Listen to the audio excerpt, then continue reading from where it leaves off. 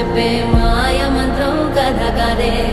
చంటోళ్లను భయపెట్టే భూచోడి కథ కదే, తాత ముత్తాతమ్మల భూతాల కథ కదే, విక్రమాదిత్యుడు చెప్పిన వేదాళుడి కథ కదే, దీపము నుండి దెయ్యం వచ్చే అల్లావుద్దీన్ కథ కదే, ఇది ముడత చర్మం ముసలి చెప్పే కథ